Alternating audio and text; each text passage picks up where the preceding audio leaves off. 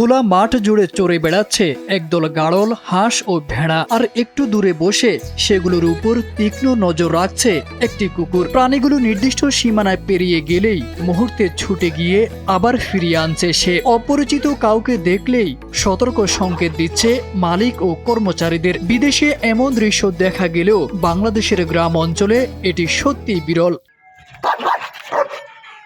চাঁদপুরের কচুয়া উপজেলার কাদলা গ্রামের বিস্তীর্ণ বিলের মাঝে গড়ে ওঠা আল হামিদ অ্যাগ্রো ফার্মে এমন অভিনব ব্যবস্থায় চালু করেছেন মালয়েশিয়ান প্রবাসী আবু নাছের মিয়াজি। তার খামারের শতাধিক গাড়ল, 2000-এর বেশি হাঁস, শতাধিক ভেড়া, ছাগল ও মাছের পুকুর পাহারা দিচ্ছে একটি জার্মান শেফার্ড জাতের কুকুর। 2022 সালে যাত্রা শুরু করা এই মিশ্র খামার মাত্র 4 বছরের মধ্যেই এলাকায় আলোচনা এসেছে।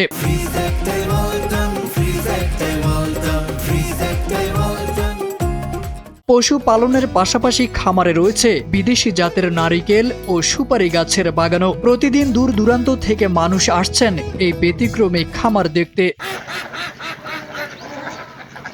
খামারের কর্মচারী জানান, কুকুরটির কারণে তারা রাতে অনেকটাই নিশ্চিন্তে ঘুমাতে পারেন। কোনো চোর, ডাকাত বা অপরিচিত প্রাণী খামারের আশেপাশে এলেই কুকুরটি চিৎকার করে সবাইকে সতর্ক করে দেয়। কুকুর আমরা এটা নিয়ে দেখাশোনা করি।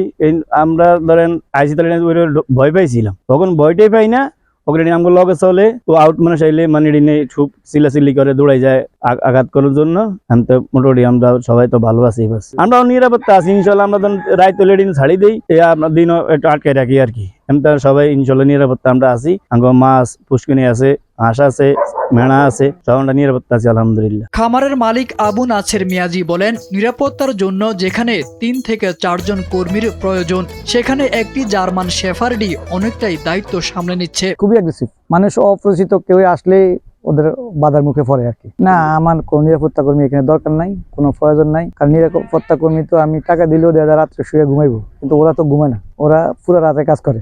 উপজেলা প্রাণী সম্পদ কর্মকর্তা ডাক্তার শাওকাত হোসেন সুমন বলেন, বুদ্ধিমত্তা, আনুগত্য ও কর্মক্ষমতার কারণে জার্মান শেফার্ড বিশ্বজুড়ে জনপ্রিয়। বাংলাদেশেও এখন খামারের নিরাপত্তায় এই জাতের কুকুর পালনে আগ্রহ বাড়ছে, যা পশুপালন খাতে নতুন সম্ভাবনার দ্বার খুলছে।